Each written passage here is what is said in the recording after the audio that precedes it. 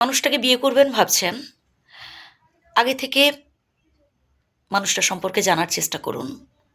হুটহাট করে নয়, টাকা দেখে নয়, যে মানুষটার প্রচুর টাকা আছে একেই বিয়ে করব, তাহলে একটা সময় আপনি কিন্তু ঠকবেন।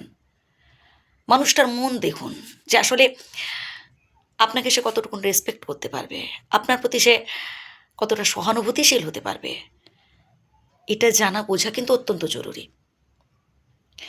কারোর টাকা দেখে নয় বা কারোর রূপ দেখে নয়, বিয়ে করুন তার মন দেখে। যদি মানুষটা আপনার প্রতি শ্রদ্ধাশীল হয়, কর্তব্যপরায়ণ হয়, তাহলে সে আপনাকে সুখে রাখবে। যদি মানুষটা সত্যি দায়িত্ববান হয়ে থাকেন, তাহলে কোনোদিনও আপনাকে কষ্ট দেবে না।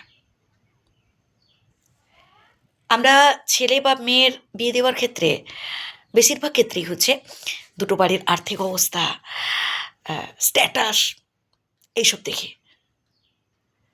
কিন্তু যেটা জানা বা বোঝা ভীষণ জরুরি, সেটা হচ্ছে দুটো মানুষ, অর্থাৎ একটা ছেলে একটা মেয়ে, যারা বিয়ে করবে আর কি একে অপরকে, তো তারা নিজেদের সাথে কতটুকুন অ্যাডজাস্ট করতে পারবে, বা সেই মানুষটা আসলে কতটুকুন বিয়ের ব্যাপারে আগ্রহশীল, এটা অবশ্য কিন্তু জানা দরকার। তবে মেয়েদের ক্ষেত্রে একটা কথা বলি, আগে স্বনির্ভর হওয়ার চেষ্টা করবেন। এখন মেয়েরা কোনো কিছুতেই পিছিয়ে নেই। আপনি যেখানে যান না কেন, দেখবেন প্রত্যেকটা জায়গায় সমান তালে ছেলে মেয়ে একসাথে কাজ করছে, মানে ছেলেদের সাথে কাঁধে হাত মিলিয়ে কাজ করছে। তো যাই হোক, অন্যের উপর নির্ভরশীল হওয়ার থেকে বেশি জরুরি হচ্ছে স্বাবলম্বী হওয়া। আর সর্বোপরি আসি অ্যাডজাস্টমেন্টের ক্ষেত্রে। অ্যাডজাস্ট আপনাকে করতেই হবে। সবসময় যে যেটা আপনি চাইবেন সেটাই হবে তা কিন্তু নয়।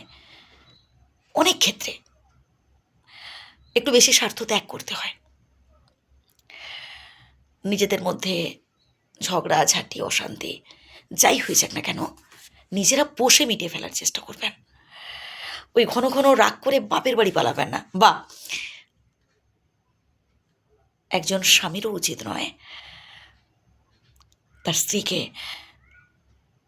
কথায় কথায় ঘরের খোঁটা দেওয়া, যে আমার বাড়ি থেকে বেরিয়ে যাও। মেয়েরা না এটা সহ্য করতে পারে না, খুব কষ্ট হয়, বিশ্বাস করুন। এই যে আমার বাড়ি থেকে বেরিয়ে যাও, এটা কখনো বলবেন না। কারণ এই বাড়িটা আপনারও যেমন, ঠিক তেমনি আপনার স্ত্রীরও।